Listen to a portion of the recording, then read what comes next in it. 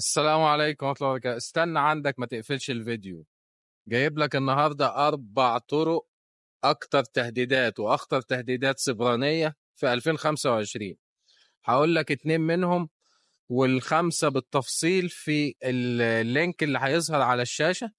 اضغط عليه وشوف الحلقة كاملة. أول مشكلة أو أول تهديد بيقابلنا هو الفيشنج أو التصيد الاحتيالي.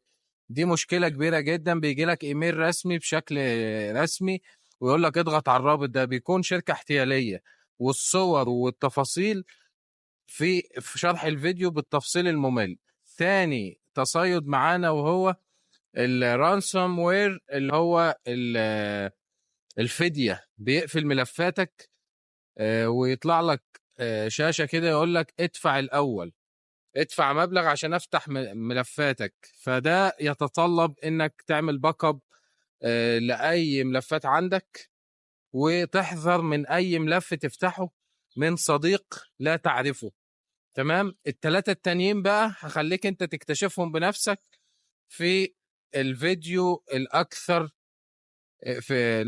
تداولا في المحتوى الاجنبي، وان شاء الله هو الافضل في المحتوى العربي. وبالله عليك لا تنسى الاشتراك في القناة وشير في الفيديو ليصل لكل إنسان بيحتاج فعلا يحافظ على بياناته ويحافظ على أهله وحياته من الاختراق والناس اللي ما بتخافش ربنا. ما تنسوش الصلاة على النبي صلى الله عليه وسلم. اللهم صل وسلم وبارك على سيدنا محمد، وشير في الخير، وما تنساش سبسكرايب للقناة. السلام عليكم.